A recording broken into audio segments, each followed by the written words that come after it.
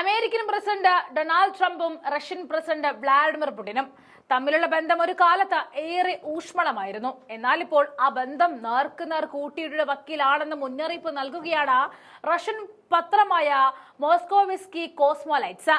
പത്രം ഇരു നേതാക്കളെയും രണ്ട് ട്രെയിനുകളോട് ഉപമിച്ചുകൊണ്ടാണ് വാർത്ത തുടങ്ങുന്നത്. ട്രംപ് ലോക്കോമോട്ടീവും പുടിൻ ലോക്കോമോട്ടീവും നേർക്കുനേർ അതിവേഗം പാഞ്ഞെടുക്കുന്നു. ആരും പിന്നോട്ടു പോകാൻ തയ്യാറല്ല.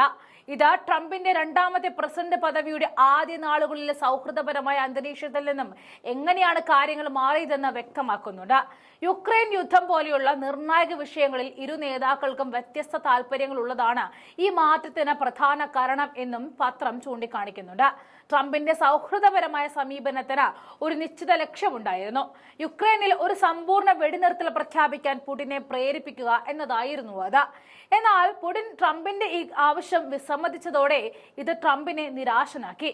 പിന്നീട് പല ഘട്ടങ്ങളിലും ട്രംപ് പരസ്യമായി പുടിനെയും റഷ്യയെയും വിമർശിക്കാൻ തുടങ്ങി. യുക്രൈനിയൻ നഗരങ്ങളിലെ ആക്രമണങ്ങളെ വെറുപ്പുളവാക്കുന്നതും അപമാനിക്കുന്നതുമാണെന്ന് ട്രംപ് വിശേഷിപ്പിച്ചത്. പുടിൻ യുക്രൈനെ കുറിച്ച് അസംബന്ധങ്ങൾ പറയുകയാണെന്ന് ആരോപിച്ചു. കൂടാതെ യുദ്ധം അവസാനിപ്പിക്കാൻ 50 ദിവസത്തെ അന്ത്യശ്വാസനം നൽകണമെന്നും പിന്നീട് അത് 10 ദിവസമായി കുറയ്ക്കുകയും ചെയ്തു. കൂടുതൽ ഉപരോധങ്ങൾ, റഷ്യയുടെ വ്യാപാര പങ്കാളിയായ ഇന്ത്യ, ചൈന തുടങ്ങിയ രാജ്യങ്ങൾക്ക് കനത്ത തീരുവകൾ എന്നിവയും ട്രംപ് ഭീഷണിപ്പെടുത്തി. എന്നാൽ ഈ ഭീഷണികൾ ഒന്നും പുടിനെ കാര്യമായി സ്വാധീനിച്ചിട്ടില്ല എന്നാണ് നിരീക്ഷകർ പറയുന്നത്. ട്രംപിന്റെ അന്ത്യശാസനങ്ങൾ പലപ്പോഴും മാറിയതിനാൽ പുടിൻ അതിനത്ര ഗൗരവത്തോടെ കാണുന്നില്ല എന്ന് പ്രൊഫസർ നീന ക്രുഷ്ചേവെ പറയുന്നുണ്ട്. ഈ സംഘർഷങ്ങൾക്കിടയിലും ഒരു ഒത്തുതീർപ്പിന് ഇപ്പോഴും സാധ്യതയുണ്ടെന്ന് ചില സൂചനകളുമുണ്ട്. ട്രംപ് ഇപ്പോഴും ഒരു കരാറിലെത്താൻ പുടിനുമായി ശ്രമിക്കുന്നുണ്ട് എന്നാണ് റിപ്പോർട്ടുകൾ. സ്റ്റീവ് വിറ്റ്കോഫ് ഈ ആഴ്ച വീണ്ടും റഷ്യ സന്ദർശിക്കാൻ ഒരുങ്ങുകയാണ് എന്ന വാർത്തകളുണ്ട്. റഷ്യയ്ക്ക് ഗുണകരമാകുന്ന ചില വാഗ്ദാനങ്ങൾ വിറ്റ്കോഫ് കൊണ്ടുവരും എന്നാണ് റഷ്യൻ വിദഗ്ധർ പ്രവചിക്കുന്നത്.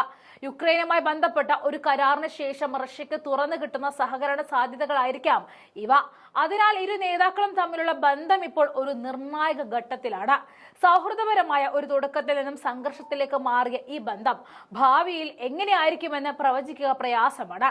ചുരുക്കത്തിൽ ട്രംപിന് ഒരു കരാർ വേണം, അതേസമയം പുടിന് വിജയം വേണം. ഈ വ്യത്യസ്ത ലക്ഷ്യങ്ങളാണ് നിലവിലെ ബന്ധങ്ങളെ പിരിമുറുക്കുന്നതിന് പ്രധാന കാരണം എന്നും പത്രം റിപ്പോർട്ട് ചെയ്യുന്നുണ്ട്.